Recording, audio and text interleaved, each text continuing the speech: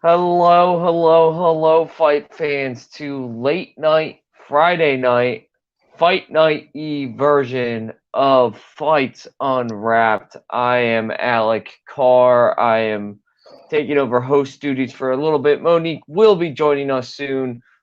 She's finishing up some other stuff, but she is going to be jumping on tonight. And of course, I have right next to me Dustin Hunt from No Censor Sports, from Unwrapped Sports Network, from Fights Unwrapped, obviously. We are here doing our late night version, so it's going to be a little bit more uncensored. I do kind of promise that because I am tired, and when I get tired, I have no fucking filter. So please, I'm dropping a language warning right now. Please be advised there will be language uh, being used in this stream more than usual. Real quick, just a couple of Twitter and things you should follow. You should follow me at AlecTDCar on Twitter. Some really off the wall, off the hand, really controversial opinions about Philadelphia sports recently. It's particularly about the Philadelphia Eagles. Um, and the Philadelphia 76ers, as always. I don't really care about the Phillies right now. They're a major disappointment, as are the Flyers.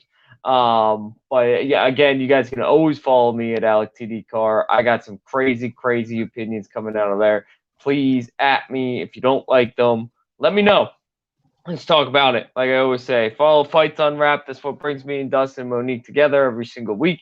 We cover in my biased, unbiased opinion, we are the best fight content, best fight opinions, best breakdowns that you will get out there for sure. And we're bringing it to you every single week, even when the cards aren't great like this weekend. We will break down these fights coming up.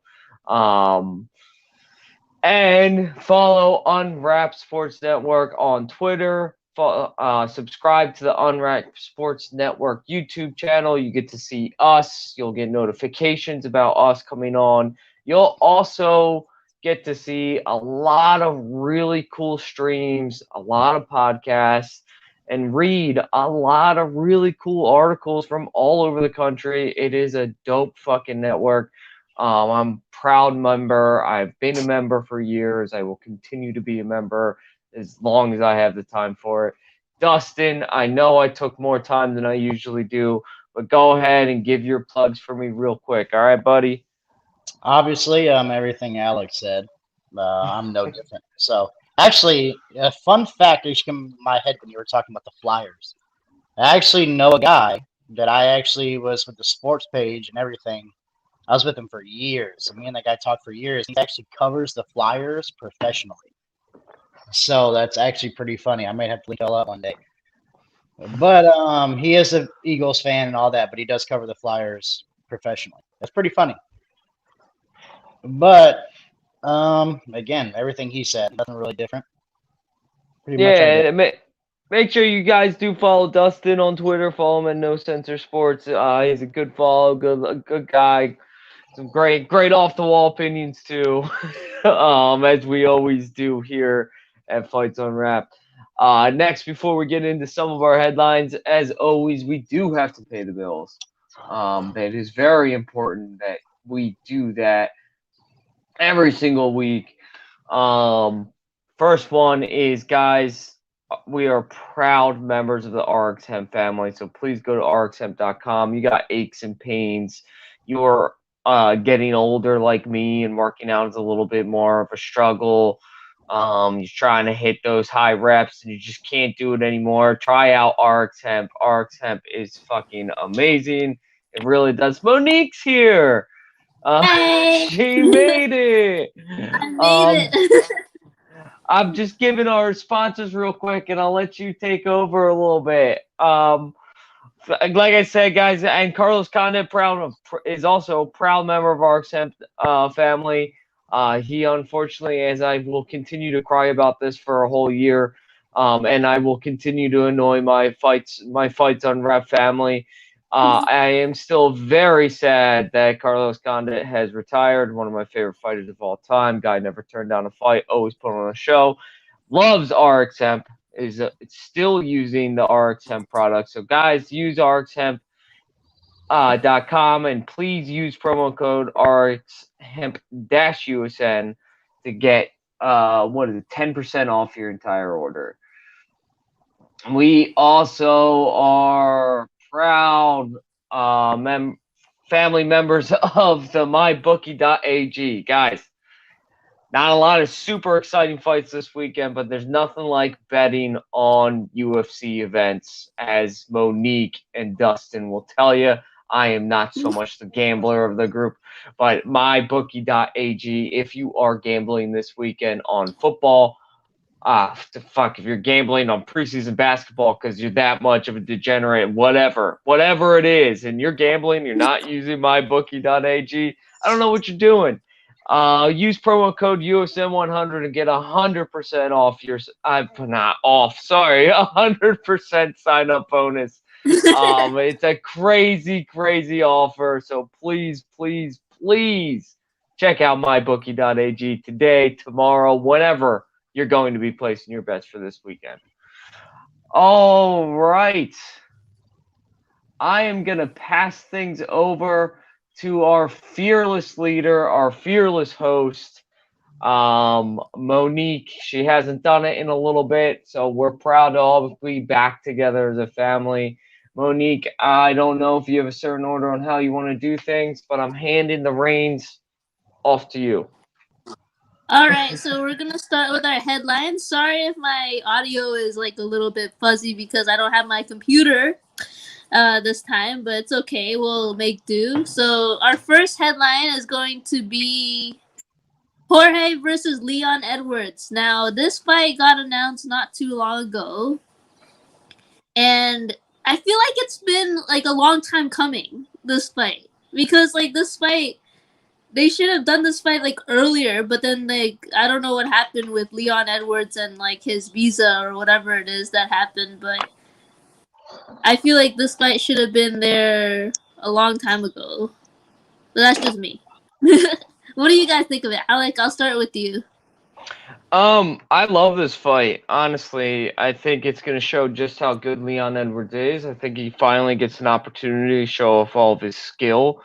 Leon Edwards is the forgotten about contender in this division. He truly, truly is. In the welterweight division, the guy's a top flight kickboxer. He is scary, scary good. And everybody just forgets about him. He had a lot of issues. He was trying to fight Kazmat Chimaev, who is on his way back, which we're very excited about. Anyway, he tried to fight him 3 times. That fight got canceled 3 times. So he moved on to Bilal Muhammad, which he was destroying Bilal Muhammad before the eye poke, and it was a legitimate eye poke. I can't discredit Bilal for not continuing. He couldn't see that it was really, really bad. It was an total accidental eye poke. Anyway, my point is, and then he goes in and absolutely destroys Nate Diaz, who's a not as good as he used to be, but is an absolute dog of a fighter. So I'm very excited for this fight. If I remember correct, it's a grudge match, right? No. Yep. No. Yeah, it is. So I think Leon Edwards wins this fight. I think he wins it pretty easily. He's going to pick apart Jorge Masvidal, who's not a pinpoint boxer. I love Masvidal. Don't get me wrong. I love watching him fight. The guy puts on a show. He's a knockout waiting to happen. I just think he's going to struggle, and he's going to get exposed for the fighter that he actually is. I see Dustin's face kind of corkscrewing right now, but I've always thought that Jorge's been a little bit overrated since the Ben Askren amazing knee. Yeah, what do you think, Dustin? What do you think about this Jorge versus Leon Edwards situation? Well, as far as it being a grudge match, the reason it's actually a grudge match is because Jorge actually punched Leon Edwards in his face for real. Yeah, thank you. I knew it was something weird. I couldn't remember what it was, though. And he did not just hit him one time. He hit him with a 3-piece extra crispy and add some bacon to it. Put that way. He absolutely caught him with nasty shit in that little fight. Here's what I think about Leon. I think this is a carbon copy of the Nate Diaz fight, except Jorge has a bigger punch. So I think Leon Edwards' jaw is acceptable. I'm gonna say that right now. Like watching him get rocked by Diaz. When Diaz was tired, I mean, we're talking late rounds. He's gonna get tired. I think his jaw's acceptable. Is he English? Yeah, he's English. Yeah. That just tells me everything. Their jaws aren't very good. The only English guy whose jaw is very good is Tyson Fury, and he's just a different breed. So I'm just completely honest. Again, like, people laugh, man, but I'm being serious. This is a guy. I mean, I'm laughing because this is a guy that sat in there with Vicente Luque and picked him apart. This is a guy that sat in there against, granted, an older Donald Cerrone, picked him apart. A guy who picked apart RDA and Gunnar Nelson. Like, Gunnar Nelson is not one of the best fighters in the ever, but I mean, the guy's got power for days. I mean, I get what you're saying. He did get rocked. He got rocked in the Masvidal, not the Masvidal, the Diaz fight. I get it, but this is a guy who just is absolutely pinpoint, and those guys destroy guys like Masvidal. Yeah, I'll get to my regular point. Well, first of all, he's susceptible to get knocked out. English guys are terrible with their jaws, but we'll go on. I'm gonna tell you right now that Jorge Masvidal definitely has more of a knockout punch than Nate Diaz. So therefore, but here's my problem though. So I'm over here complimenting Jorge. Here's where I don't compliment Jorge. Jorge is the same fighter, except a little bit, I think, slicker with the hands than Diaz. But Leon's a very technical guy, and I think that Diaz and guys like Jorge have problems with technical guys because they don't slip up, they don't make very many mistakes, and they're very, very melodical. They're not very. We're gonna make a bunch of mistakes. They're not gonna throw out their chin. They're gonna stay squared. They're gonna stay squared up. They're not gonna really take too many chances. So guys like Jorge and Nate, they have a hard time beating guys that are highly technical like that because they don't take chances like Condor does. They don't. So therefore, he's gonna stay in the pocket, but he's gonna stay real slick, and he's gonna stay in his own stance, and he's not gonna throw things that are outreached or really is to get him knocked out, maybe until later rounds. And if Jorge does catch him, it's going to be worse than Nate Diaz. And Nate Diaz didn't go for that knockout. If Nate Diaz went for that knockout and stopped sitting there bragging that he rocked him, he probably could have finished him. But it's just the fact that he wanted to sit there and act like he was the BMF, which is stupid. You should have just won the fight. But Jorge ain't going to do that. Jorge rocks him, he's going to finish. So that's exactly what's going to happen. But I still think Leon wins this fight. I just think that Jorge is much better than Diaz. It's going to be rough. Yeah, no, I agree. I mean, like, Dustin has a good point. Like, you know, people like Jorge or Nate Diaz, like, they have a problem with technical guys. Like, you know, look what happened with Kamaru Usman and Jorge Masvidal. That's a really good example of a technical guy. Yeah, exactly. That's a really good example of a technical guy versus Jorge Masvidal. So there you go. So we're gonna move on to our next headline right now. This is so sad. Okay, like this is like ridiculously sad. John Jones is finally getting kicked out of Jackson Wink MMA for all his shenanigans, and it's just I don't even know what to say anymore. Cause like there's police reports about him and what happened with his fiance, and he was like denying that he hit his fiance, even though the police reports have said, quote, like that she had blood on her and stuff like that. So I'm just really, really, I don't know. I'm speechless at this point. You know, Alec, you want to weigh on this headline? Yeah. I mean, it's sad in that somebody who has probably the most talented MMA fighter we've ever seen in the history of the sport is suffering from such mental illnesses and all other kinds of things that we won't really get into because we don't really need to talk about that. I give Wink MMA and Jackson Wink. I give them all the credit in the world. They're trying to do what's best for him. And let's be clear, they did not ban him. They told him to go get help. Thank you. And come back. Go get help and come back. We love you. We're doing this because it's what's best for you. He even said something along the lines, if we're not going to enable this, please stop drinking. Please get help. And it's absolutely right. The guy needs help. I've mentioned addiction and alcoholism, and you guys know my personal experiences with that. I don't know John Jones personally, so I can't diagnose him. I just don't, but I can tell you his reactions are very, very typical. It's not about me. I can't believe that my Wink family is leaving me behind. They're abandoning me, but I'm going to stay with the guys who stay loyal. This is all out of his mouth. This is all stuff John Jones has said. And when I read that, I think that he made that statement yesterday or the day before. I think it was yesterday, but I was just really sad because I'm watching somebody who's severely mentally sick try to come up with reasons of why he doesn't need help. That he's denying that he did anything. Listen, he might not have hit his wife. He might have pushed her and she banged up against something. It's not okay. It doesn't matter if you're drunk or high or it's not okay. It's just not okay. He needs help. He needs help now. I don't know how that comes. I don't know.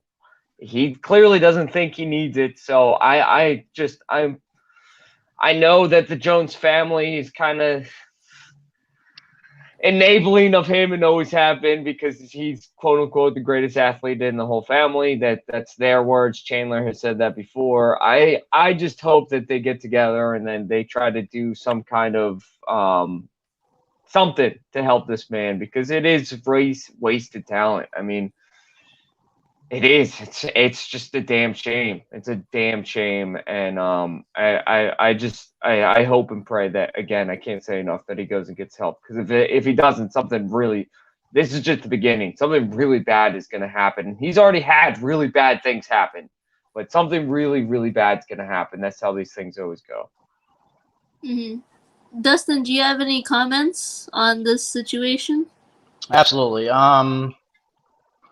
Like I think in our chat, I kind of was talking about it. I like to drink, and that's no secret. I mean, to anybody I know, I'm completely honest. There's a difference between drinking and doing what John Jones does. I think John Jones is a very bad crowd, and I think that he goes out and parties, and it's very, very extensive, if you want to put that word in there. They party very hard, and they go out to the public eye. They like to act stupid. They do things they shouldn't be doing. He has another addiction or another problem when he was doing coke, which is another thing with drinking. If people don't know, drinking and cocaine are pretty related. Like it's not separated. I know a lot of people do both. It's not separated at all. It's not isolated. So therefore, I think John Jones needs a new group of friends. And the fact that he sits there and talks about Jackson Wink like they're not his friend, he is lying to himself. Because they're telling him, dude, you need to fix what you're doing. Like you need to stop. And with the whole thing with his fiance, I don't know what happened. I know they said she had a bloody lip and everything. With somebody as dangerous as John Jones, I don't think he would only gave her a bloody lip if he actually hit her. And if he actually physically dominantly did that. I think it probably been worse. But maybe altercation happened. He probably pushed her. Maybe did something stupid. And drunk people do that. And he probably don't even remember that night. And that's the worst part. I actually saw his mug shots from that dude. He looked flush. He didn't look like he remembered the last 12 hours. So therefore, dude, you just got to fix your life. I mean, I don't know what it is. I don't know. Stop partying. Stop going out. That is the worst part of it. Stop going out. But a he's. kill. I would also, not to interrupt you, Dustin, but I would also say he's apparently going out by himself anymore. Like, this is a guy whose friends are like, you go too hard for us now. Like, Literally, that's the bad so, part. It's the fact that he has this thing that he needs to just go out. I'm like, dude, you don't. I think you're craving some type of attention that you don't want, and it's crazy. Because if you want to drink, dude, no one's going to say anything. Do we really think that MMA fighters don't drink on their off season when they don't have a fight camp? That'd be false. Most of them do. But at the same point, it's like, dude, you got to understand what you're doing and the extent you take to, man. Go to sleep. When it's like 1 or 2 in the morning, hit the bed. Go to sleep, wake up, live to fight another day. But when you stay up till 4 or 5 in the morning, there's nothing good coming after that. Nothing. 4 to 5 in the morning getting drunk and probably doing drugs all night. I promise you're not going to do anything good. And I think Jackson Wink was definitely right to kick him out. I'm very behind that. Very behind it.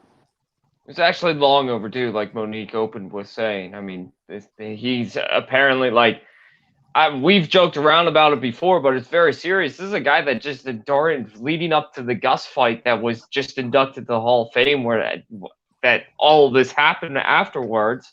Which is crazy. He didn't go to training camp. He was powerlifting and doing coke.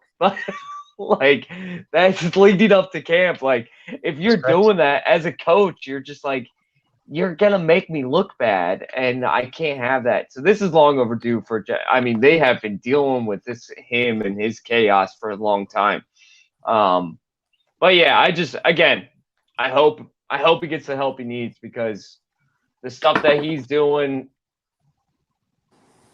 anyway, I worst case scenario, I mean, the stuff that they're doing with drugs right now, the fake fentanyl that's being cut in there, like it's just so dangerous. And John Jones is one of the guys that's like, I don't want to wake up to a story about that.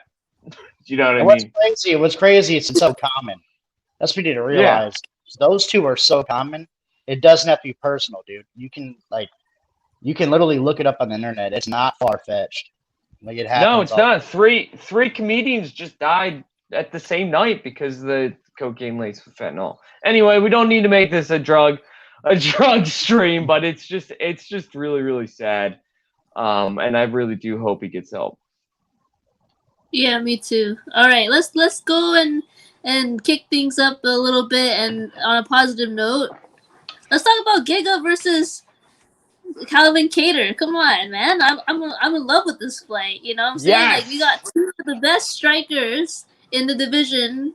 And everybody knows I love Calvin Keator, but at the same time, Giga has my heart right now. Like, he is on fire. I don't think he's going to, like, no one's going to stop him at this point. Maybe, like, obviously, like, maybe Max Holloway, but I'm saying, like, on the road to the gold, this fighter, Calvin Keator, I don't think he's going to be able to stop him. Like, you know, after Cater's performance against Max Holloway, I just don't think that he's as good as what I thought he was. You know what I'm saying? And like that, and then like I think him versus Giga is going to expose that even more. That's just my opinion of this fight.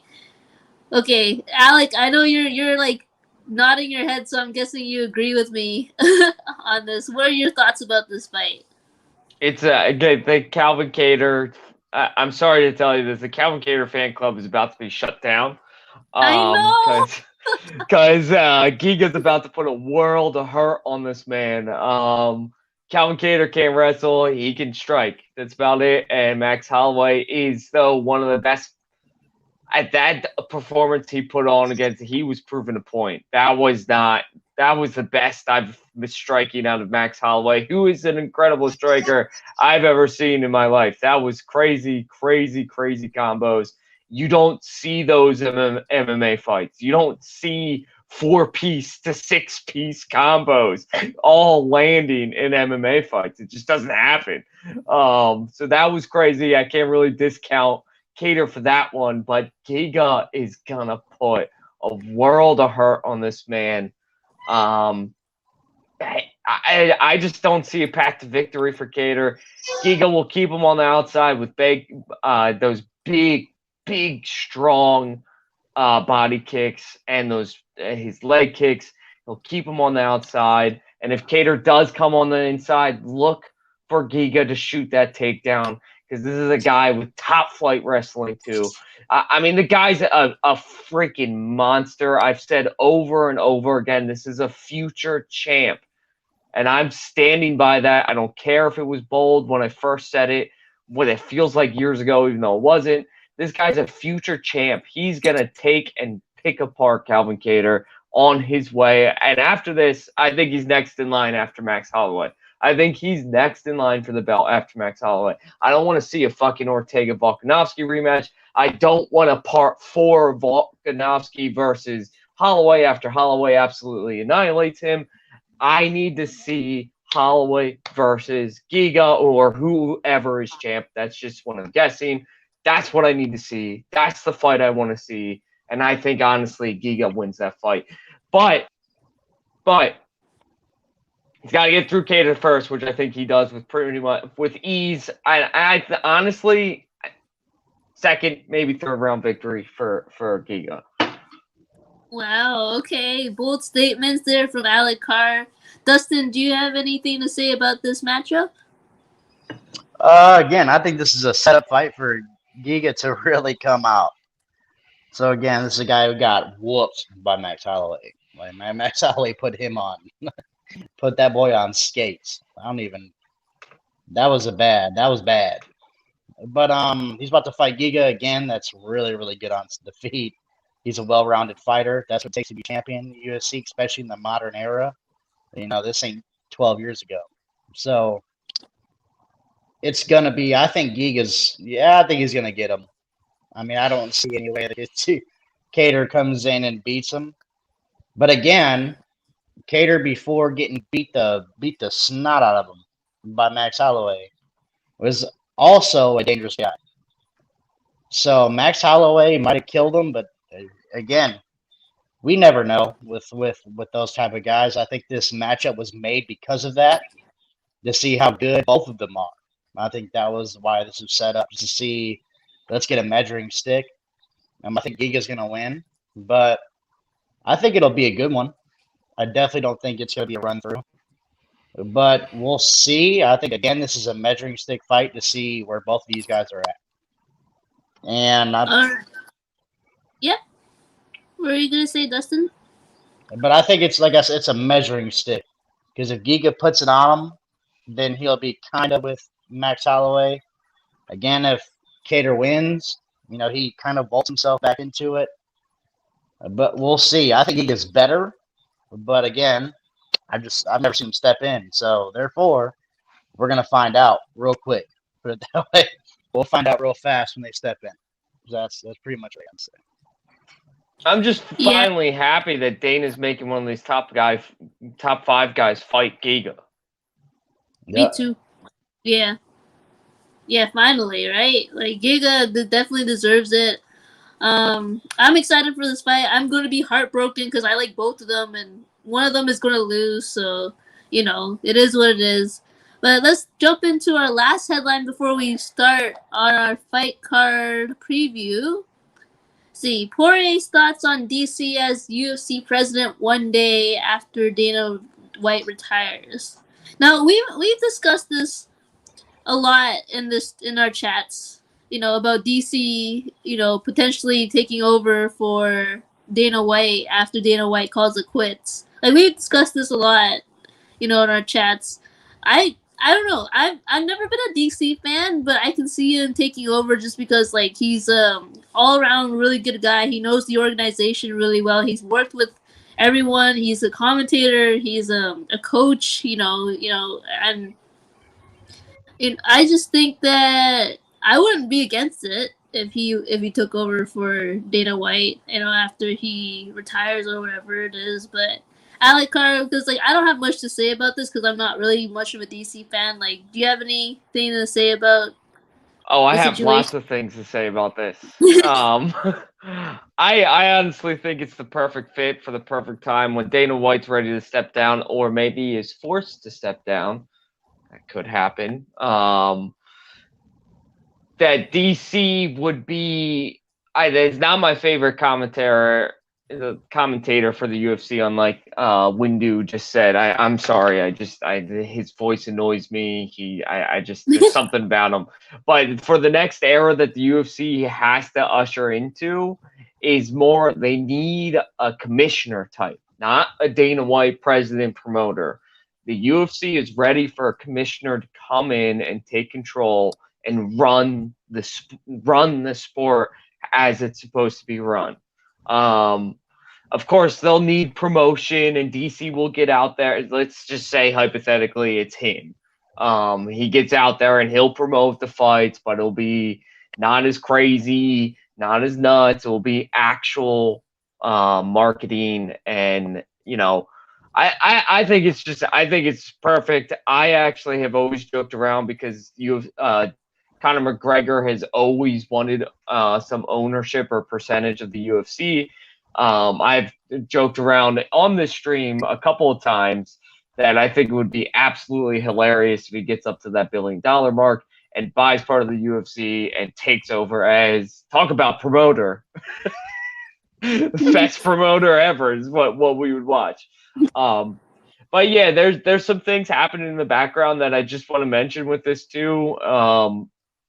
Pay attention because the Mark Hunt, as I brought up in the last stream, I think Mark Hunt lawsuit is very interesting. It's going to take 5 to 10 years, as I've said on this stream and in the chat. But it's something to pay attention to because if anything comes out of that, it would somebody, a big name in the UFC would Endeavor, who actually owns the UFC, would have to have a big name take the fall for them. Otherwise, they would be subject to, federal investigations and all kinds of crazy shit that would shut down the promotion. So if something does happen of that, it's a big if, but if something does happen of that, lawsuits, crazier things have happened. We've seen crazier things, bigger Hail Marys work in the court of law, and it would just be absolutely amazing if it happened. Anyway, it's going to be a long time before anything happens because if that doesn't come to anything, it's really on Dana White to step down. But I just think it's interesting to talk about. The UFC has been so much affiliated with Dana White because he's the face of it, which is part of the problem. He's the face of the promotion instead of his fighters. I can't wait until he's gone. I know you guys probably feel the same way. Okay, just a little heads up before I go to Dustin. One of our Unwrapped Sports people, Josh Linares, just commented, I just want DC and Rogan. What's up, Josh? There you go. That's our mans right there. Thanks, Josh, for tuning in. All right, so Dustin, do you have any thoughts on this little predicament if it actually happens? I think people underestimate what it takes to be Dana White. Like, dude, Dana White, he's not the face. He built it. Without Dana White, he would be there. True. I can say that right now. And it continues to be that way. He found guys like Conor. I mean, let's be real about it. Yeah, I wasn't trying to take anything away from him. He's a genius marketer and promoter. But DC is not even close. Again, I'll get to what people don't get what it takes to be Dana. Dana did not just start in the fight business in MMA. That's a lie. He was definitely involved in boxing. He was in the business probably a decade, maybe even more, before he even created the UFC. Again, people are underestimating what it takes to run $1 billion business. DC has never, ever seen something like this. He's a fighter. He retired. He's at home with his wife. He's at home with his kids. He's having a good time commentating and doing stuff like that. Being the big boss for the UFC is not some. It's not an excursion. You're running $1 billion company. But again, I don't think it's going to happen because Dana's pretty young. and I don't think he's going anywhere. And I know the Mark Hunt case, but I don't think Dana's gonna go anywhere. And I think Dana's gonna be in the UFC until he decides to quit. I don't think anybody's ever gonna stop him from keep going. And whoever does take over for him is probably going to be a business guy, probably going to be somebody who is good with money, and someone who's really, really good at running a business. DC is a good talking head. I think he's a really experienced fighter. I think he has a lot to offer, but not as president of the UFC. I don't think that one bit. That's a different hat to wear. It's way different hat. But I do believe DC could be something big for the UFC. Not the president, but I think he could be something big if they figured out something for him to be involved in. But definitely not the president. I don't think he's able to sit there and run $1 billion business and talk to all these guys. Sorry, keep going. I'll keep talking. Here's the thing: Dana doesn't just deal with the fighters, doesn't just deal with the fights. He deals with billionaires. Like, we're talking guys who have real money. He's not the main guy there. Matter of fact, there's guys above him that have way more capital, that have way more say. Dana's just a face, and they kind of listen to him, and they just take on the hat of ownership. But Dana is the driving force, and without him, the UFC probably would be 50% of what it is if he left 2 years from now. It'd probably go down to about 50% what it is, in my opinion. The Contender Series, genius. The way he's expanded the sport, genius. Now, do I think that he's a good guy with contracts and paying people? No. Fuck no. Actually, he's very unpopular. Do I like the fact that he tries to put his face on every little thing the UFC does? No. Because that whole Dana White Contender Series thing, his name is in it. I don't think it should be. It should be the UFC Contender Series. I don't want to hear your name. No one gives a shit about you, Dana. I'm just going to be honest. No one fucking cares. But literally, he jumps in on interviews. He jumps in on press conferences when he shouldn't, when reporters are just trying to do his job. He always interrupts them and doesn't let them ask difficult questions. And I hate it because I just feel like he's trying to be a star that he shouldn't be. Let your fighters answer difficult questions. Shut up. Shut up. No one's to hear that shit. You don't hear Roger Goodell over here guarding Marshawn Lynch. You don't hear the NBA guarding Kyrie Irving. You know, they're not up there doing that, but he is. And I can't stand it. Now, do I want to see him step down? Yes. But do I think that DC is a guy? No. No, not at all. I'm going to be completely honest. What I would want to say is just that I think DC's would be the perfect next guy in line because he has the ability to take a step back. He's not going to be the Dana White who's making himself the star of the promotion, that even though he doesn't own the company anymore. Endeavor does, though he is the face. He is clearly the one that is out there, and Endeavor lets him run the day-to-day operations. It's still, in all sense and purposes, his company. But it's just, he does answer to a higher authority, and he has for some time now.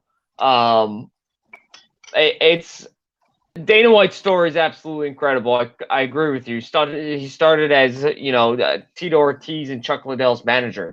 That's his origins. Got in with the current owner of the UFC, who kind of mentored him and pretty much told him good business opportunities and stuff like that. So he did that, grew it, and then bought the UFC and grew it into $600 million or some crazy number. It's just insane what Dana has done with the UFC. It absolutely is. I would never take that away from him. He has ran it.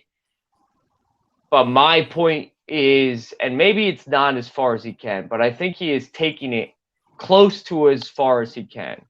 And if he continues to make himself, and we all kind of agree on this, if he continues to try to make himself the face of the promotion, he is going to hurt the brand. Do I think Bellator and PFL will catch up ever? No, I don't, because Bellator is already talking about struggling to pay their fighters next year, and PFL already has back-end deals with the UFC. So the UFC will never let them catch up. They just won't. But it will hurt the brand. It will hurt the promotion. It will hurt MMA in the long run if he continues to do this. That's why Roger Goodell. You brought up Roger Goodell. It's a perfect example. Who can do? That's my point. Dana doesn't need to do what he does anymore. He's hurting it. He's making it worse. He's making fighters like Sugar Sean O'Malley consider leaving. He's making fighters like John Jones, who has severe issues, consider leaving. That is something that never, for years, was never a thought. It was never a thought. Fighters didn't think about leaving. Now some of your top flight guys are considered leaving. That shouldn't happen. They're a $7 billion organization, and they're paying pennies on the dollar for their fighters, and it needs to stop. It's sickening. I would love a former fighter like DC to take over just because he would not let that shit happen. Fighters would get paid. And the sport would make more money because you would make the fighters the face instead of your president. So that's where I would like to rename the president role. If I was running, if I was running a $7 billion company, the way I would look at it is right now, not that I have any business running a $7 billion company, but if I was, I would start flipping it and say, we don't need a president. We need a president, but we don't need the president to be out there front and center. We need our commissioner. We need our Roger Goodell, our Adam Silver, or David Stern. That's what we need. We need a guy like that who's going to control the sport. It's just, again, Dana, he's done a great job. Great job. I look up to him as a business person. But he just, what does that say? Leave for what? John Jones hurts himself. I agree with fighter pay needs to be the main focus, but UFC is not where I agree. It's not where it is without Dana. But the question is he starting to hurt? And I think he is. I think we all see it. As guys like the three of us who've been watching it since forever. I mean, I didn't start with UFC 1, but I damn sure went back and watched UFC 1 all the way through. I've studied the tape. I've looked at it all. Viewership, even though Dana says viewership is up from last year, I think he's fudging those numbers a little bit. I don't think it's up from last year. I don't. So when it comes to Dana White, the only thing that I will disagree with, like, people when it comes to fighter pay, right? So they complain about it. So I'll disagree with Dana here because he always wants to bring up what the UFC pays, what they do this, they do that. Well, I'm gonna get real simple here. So if fighters want to get paid that much, I think we need to start making moves with different companies, different producers that will produce UFC fights and put them on the big stage, other than pay-per-view, because there's still guys who have a lot of funding. It could take away a lot of that cost of production off of you if you let them. So therefore, If you want to go that route, you can pay fighters upwards of $10 million to $15 million, and you can still kind of flirt with letting the guys on the card get a little bit of change. Here's the problem. They want to operate like a homegrown business, and they're outgrowing a homeowned business. That's the problem. They want to stay independent. They want to do what they do. And when you have a fight card that is only rivaled by Floyd Mayweather numbers, you have outgrown a homegrown business. You've outgrown it, and you need to look at other avenues to get your fighters paid. Because if you think self-producing and doing that, you know who self-producing actually makes money? Dana White. The shareholders, they're making the bulk of that because they're paying like 7% of the revenue to the fighters. So therefore, they're making all the money from that production, the self-production, and all the back end. They're making all that money. So what's going to happen when they actually take a bigger avenue with going to guys like Showtime, going to guys with have a deeper pockets? What's going to start happening is they're not going to get the kickback, and that's why they don't want to do that. Because if the UFC is going to stop making as much. They're not going to want to do that, which I understand, but that's the only avenue that you can take to pay fighters $15 to $20 million. Only way. That's why Canelo makes it. That's why Floyd makes it. That's why a lot of those big boxers make it. I do want to. I know we got a card to talk about Monique, but I do want to address this comment from Josh, who we love.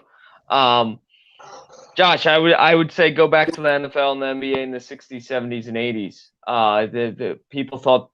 I mean, I personally know of somebody. I'm not going to say who, but I personally know of somebody who was bidding on the Philadelphia Eagles in the 60s and actually stopped because he thought it would be a bad investment. And this is a guy that was worth, like in the 60s, worth lots and lots and lots of money. And back then he wasn't lying. They weren't TV deals, man. They were not. Like this is what that statement is exactly what guys were saying about the NBA, the NFL in the 60s. And if the UFC is truly at that point of those organizations that they were at in the 80s, NBA in the 70s, NFL in the 80s, where all of a sudden they changed how they were doing things and they blew up. The commissioner stepped back. It stopped being about the NFL and started being about the teams. They started marketing differently, and it exploded those sports to the point where baseball and boxing were the goal. That's what people watched. No one watches baseball and boxing anymore. The UFC is really at that point right now. So if they keep doing what they're doing, they're going to shoot themselves in the foot and not seize on this opportunity of growth. And to be fair, Dana White, if you guys have noticed, I've noticed this, he loves hearing himself talk, but it has seemed he has tried to take a step back a little bit. He's not out there for every card. Like the Vegas cards, he doesn't come to. He's not out there. He's not like he lets some of his people do some things now. Well, first of all, these UFC Vegas cards almost meaningless. He might as well not even. I mean, might as well not even waste his energy going to that. So, right, but 5 years ago he would have been there. That's because there was less. They didn't do it every Saturday. Right. No. That my point is that he's like, all right, we're doing more cards, we're doing more stuff. I'm going to take a step back on some of them and not totally control. I have to give him credit where credit is due. But, yeah, they really are at that point where it's like we got to start changing how we do shit so that we can take off. All right, I'm done. I won't talk about it anymore. Okay. Wow, guys, we filled the headlines up. Like, this is probably the most that we talked about the headlines because it's already 10:50. But let's go into our UFC Vegas 40 fight preview. Not a lot of fighters that I know on this card. Probably the only one that I care about is the main event. No, not gonna lie, but we're gonna start off by talking about Nate Landwehr versus, I don't even know how to pronounce his name, Ludovic Klein. Ludovic Klein. Now, I don't know much about Ludovic Klein, but I do know about Nate Landwehr, and I'm not a really huge fan of him, so I'm going to say he's going to lose this matchup, and Ludovic is going to take over. But what do you think, Alec Carr? Listen, I don't know much about Ludovic. I got a chance to watch some of his stuff. And he's a very unknown fighter. He's been in the UFC. He had 2 fights before this against no one. He lost one the other. This guy's a fucking monster, though. Like, he's a scary dude. He can hit. He can knock you out with one punch. I think he wins this fight. I think he absolutely does. I don't know when. Let's just say the fight card starts off with some rockets, and we have first round KO right here. Okay, Dustin, I know you probably might not know some of these people, but do you have any thoughts on this fighter matchup? Nope. I actually joked with Alex before we started the show. I was like, I'm just going to be completely honest. 100%. I'm only going to watch the fights that the Twitter sphere or Alec or Monique tells me are interesting, I'll watch them the next day. Other than that, this one is a no attendee. I mean, I'm going to be at a wedding tomorrow, so that's probably part of the reason, but it's not part of the reason. I'm going to watch this anyway. I'd probably visit it Sunday morning. So therefore, Alec and Monique, I'll leave it up to you guys. You guys go ahead and tell me if one was good, and I'll watch it. I'll leave that. Okay, sounds good. All right. So next fight we're gonna talk about is a women's flyweight bout between Mana Flora versus Myra Bueno Silva, and this is a really close fight. You see both the records; they've only lost once. I believe there was a draw over Mana Silva's. On Myra Silva's record right there, but I don't know much about Mana Fiorat, if I'm pronouncing that right, but I know about Myra Silva, and so I don't even know who's gonna win this matchup because I think it's gonna be really close. I think it's gonna go to unanimous decision, probably, and I'm gonna leave it up to Alec if Alec has any points to talk about with this fight. Listen, I'm not going to sit here and pretend like I know everything about these fighters. I would just say that Man and Feyrat. I'm sorry, I'm butchering her name. Let's look. One out of her. Let's look at it. One out of her 8 pro victories has ended in a decision. Oh, okay. She is, by all accounts, I have not seen her fight, but by all accounts and things I read about her, she is a little monster in the octagon. So I'm actually excited for this one because I want to see what she's got. From what I've read, she's just an absolute beast. Though that being said, it does look like she has no ground game to speak of. So we will see this fight, what happens with this one. But I'm excited for it because I love fighters like that who just don't see decisions on their card that often. All right, so Dustin, that's what you gotta watch this fight. Okay, that's what we're gonna advise you to do.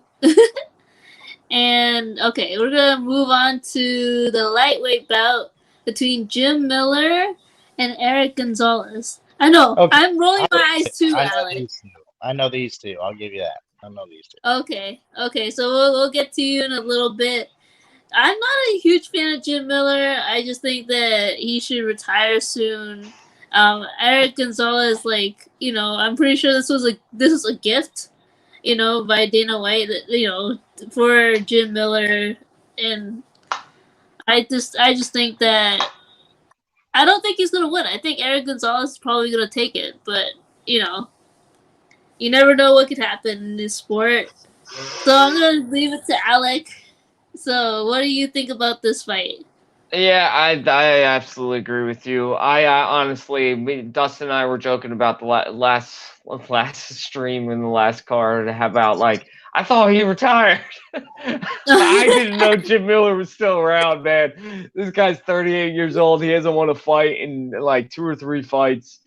And I know what Dustin's going to say, so I'm not going to steal it, but I can hear his voice saying it, and I absolutely agree. This is a disgusting travesty that this fight is happening. Eric Gonzalez is he's hitting his fight prime right now. He's going to absolutely go in there and whoop his ass. All right, Dustin. Let's have it. Do old fighters like Jim Miller did something personal to Dana? I just feel like they personally offended him. Did they drink your whiskey? did he take the last slice of pizza? I need to know because I keep seeing him put these old guys against these young guys. They're gonna slap them in their mouth. I don't get it. I don't get it. Donald Cerrone, I swear to God, I don't care what anybody says. The worst example. Dog, you said I gave them those fights out of respect. He's a UFC legend. Yeah. Now he's a legend to get his ass kicked. But we'll go on. to Jim Miller. Jim Miller, I watched him when I was a little bit younger. He was good back in the day. Very good. Oh yeah. Very good lightweight. But here's what happens when you age about 12 years. You get a little bit slower. So therefore, I just feel like they did something personal to him. I don't understand. Like these old fighters, go to Bellator, man. Like go to somewhere else. Stop going to the UFC where these young guys are going to kick you in your teeth. I'm just going to give it to you there. I mean, I feel like he did something personal. So that's all I got. That's all I know about these old guys, to be completely honest sometimes. Yeah, I hear you.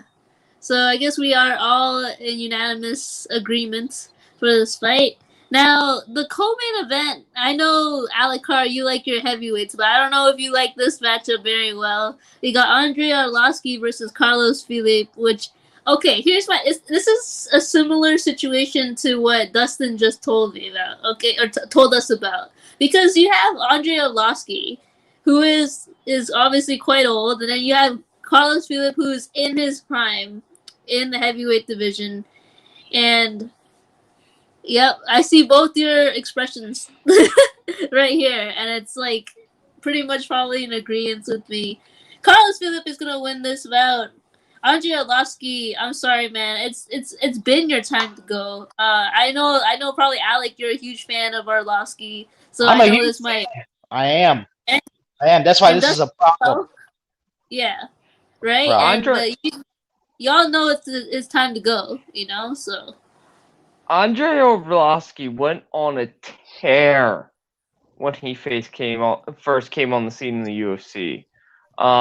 Seriously, just like just a terrifying dude. Just a scary Eastern European scary motherfucker.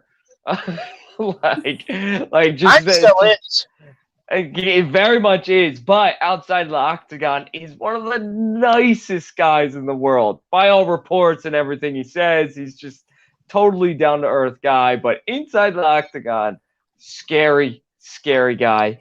He's coming off of the most, and I love Andrei Arlovsky. I really do. One of my favorite fighters of all time. Coming off one of the most embarrassing victories he's ever had in his entire career. And that's right. You heard me say that right. Embarrassing victory. The way he beat Chase Sherman was just because Chase Sherman fucking sucks. And he was just a little bit better. Like, I'm surprised it was the only reason it wasn't a split decision was because Andrei Arlovsky has the name and Chase Sherman is that bad. That's what happened in that fight. Carlos Philippe is listen, I'm not going to come out here and dub this guy the next champ, the next anything, because I don't think he is, but he's certainly better, quicker, faster, stronger than Andrei Arlovsky in this career. The only chance Arlovsky has is he lands one of his patented head kicks and just puts him to sleep. But I don't think he has the power or the speed to land that anymore. I haven't seen him try to even land a head kick in a fight recently. He doesn't even go for it, and that's his strike. That's what he does. There you go. All right. Dustin, what do you have to say about this? I feel like you're going to reiterate yourself because this is like the same situation as the other fight, Is it something personal, Dana? Is it something personal? I just don't get it. What did he do? I just don't understand. Old. Very old. Now, like, I agree with Alec. I'm going to say right now, me shaking my head is only because he's old. When he was younger, that dude was crazy. He was not. Now, they named him the Pit Bull for a very good reason, and actually, I agree with him. One of the nicest guys outside of the octagon, right? I'm a pit bull owner. I love pit bulls. They're capable of a lot, but they're the nicest dogs ever. Say that right now. Once you get them, they're babies, especially if they're raised by the right person. That's who Orlovsky was. Crazy in the octagon when he needed to be. Nice guy outside of it. Perfect nickname for me. But literally, he's old. Very old. MMA is a young man sport. This is not boxing. Boxing guys can go older. And this is me on a serious note without joking. A lot of boxers can go older, and they're able to kind of compete. MMA, if there's no substance allowed to be taken, like TRT, stuff like that, testosterone, which has obviously been outlawed. We used to not be. But these younger guys are faster, they're stronger. They've been fighting their entire life. It's not like the old UFC where these guys weren't fighting their entire life. A lot of these young guys who are in their 20s have been fighting since they're 10. Like, let's be real. And they're in their prime. You're going to get beat. What's also crazy is the next generation of UFC fighters are going to be ones that have been fighting since they were like 5. I can't fucking wait for that. It's like Shogun. Shogun was one of the first. Shogun, Lyoto Machida, guys like that were like the first example of guys been fighting since they were 7 or 8. And look what they did. So now we're probably going to get kids like that are going to be all over the UFC. Not just one. You're going to have like 20. And then the one killer is going to emerge. That's what's going to happen. But Andrea Oblowski, I wish you just retired, dude. Can you talk? Can you just go to commentating? I love you. Stop beating up on my dude, man. I don't like it. I thought for sure he would have retired after the Sherman victory. He was coming off of 2 bad losses, and then he gets a victory. He got one. That was your time to quit. He has this made up in his mind because he never held gold, but he was always in contention that he's going to go on this run in the heavyweight division, which he doesn't belong in, but is in it because he's old. Orlowski was UFC champion. Was he? Yeah, he was heavyweight UFC champion. He was. Yeah. He held the belt for a little bit. Well, I'm sorry. I'm sorry for being wrong. I must be. It is late and I am tired. But actually, I'm not mad at that. A lot of people don't know that. It's a very old. So therefore, it's not a big deal. I mean, he has this mindset. I mean, and he talks about it that he thinks he can go on a run and reattain that gold, and it's not going to happen. Not in this division. You cannot. You can beat these low-end guys all day, but you will not. Those 2 monsters up top that are about to fight for the combine the title. I mean, seriously, Jake, you don't belong in the knock. Those guys will kill you. If Ngannou fought Orlowski right now, he'd put him in the hospital. Like I firmly believe he'd put him in the hospital. All right, I know Monique's excited about this next fight, so let's move on. I'm so excited, guys. This is okay. If you're gonna watch a really good featherweight fight for women, this is the fight to watch, Dustin. Remember that. This is the fight to watch because there's not many featherweight fights that I'm really excited about that don't have the name Amanda Nunes in them. But this is one fight that I am super duper stoked about because you have Aspen Ladd, who unfortunately she missed weight recently, and that's why she moved up to featherweight to fight this fight against Norma Dumont, who, in my opinion, is up and coming. I'm really excited for this woman because, I think she's all that. I think her striking is impeccable. She's gotten so much, better at every fight that she does. Her last fight was amazing. I didn't think she was gonna win. Alec didn't think she was gonna win, but she did. And in spectacular fashion as well, and really good striking, like I said. So Norma Dumont, I think this is your time to shine. I am not a big fan of Aspen Ladd. I don't think she's all that. I think she's gonna struggle with this. She's not gonna struggle with the weight cut, but she's gonna struggle with the women and the power in featherweight. So I think Norma Dumont is gonna win this fight. I think, like I said, she just gets better in every single matchup that she does, and I'm excited about this fight. I can't wait. This fight card is early too, which is really good for me as well. So Alec Carr, what do you think about this fight? You know how stoked I am, and you know how I am about Norma Dumont right now. So I mean I agree with you, and I like Aspen Ladd. I think she's a good fighter. I really do. I don't think she's a lot of people I've seen on Twitter and stuff. MMA guys are like, oh, she's just a pretty face. She's not actually a good fighter. Aspen Ladd can fight. She's a damn good fighter. Norma Dumont, though, is just everything you said was right. Neither of us picked her in her last fight. I mean, and it was a split decision, but I don't know why. I don't know why. In my opinion, she won that fight. When they announced that it was split, I was just kind of like, what? But Yeah. whatever. Judges are judges. They do whatever the fuck they want sometimes. She is an absolute monster.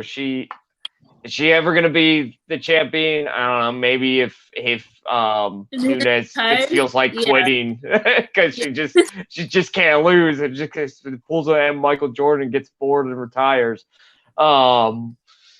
Then maybe she would be. She'd definitely be in contention if that was the fact. Unfortunately, there is one of the greatest fighters of all time above her in Amanda Nunes. So. But, I mean, she'll definitely fight for the belt at some point. She will, and I do think she wins this fight. I think it goes to the decision. Again, I think she wins it in a unanimous decision like she should have last time. But this is going to be a fun fight to watch for sure. All right, so Dustin, remember, you got to watch this fight. Okay, so I actually will piggyback off those judges, that judges shit. Actually, MMA and boxing, a lot of the commissions are starting to might adopt, but they can't force promotions to use it. But it's called open score judging. As in when you report a score on a round, the coaches, the audience, and the referee will know. I think that is so amazing, and it should be implemented in every promotion because it'll expose judges that I think are stupid and crooked. Because you'll see what rounds they're giving, and not just, 100, especially in boxing. You know, like 6-round difference when you know the fight was close. Bullshit. MMA, split decisions when you know the fight wasn't close. I think that needs to be implemented. Now when it comes to Amanda Nunes, I always have loved that woman. She's the GOAT. She beat up Ronda Rousey, and it was the best sight ever. I watched that, but I'll replay it just to giggle. It's awesome. I absolutely love it. And so, therefore, let's get it. There you go. I just want to say this real quick. I'll never forget the Amanda Nunes Cyborg fight. I'll never forget it. Never, ever forget it. As long as I live. I knew who Cyborg was. She took steroids. I'm completely honest. I know a lot of people, it's not a good thing to assume, but she did. I don't care. But Amanda Nunes, when she beat up Ronda Rousey, I'm telling you, I'll play back the fight just to giggle. It's awesome. Fucking awesome. I've never seen that. It was great. All right, guys. So next week we have, if this fight ever actually happens, Costa versus Vittori. So that's gonna be next week. We're shaking our heads because I don't know if Costa's gonna pull a fast one on us again. Hopefully this one happens. And Dustin, I think, just went off the air, which is fine. Thank you, Dustin, for being on the show today. So next week we're gonna have that. And that's pretty much it for this week's edition of Fights Unwrapped, everybody. Everybody have a great fight week, and happy fight day tomorrow. Bye, guys.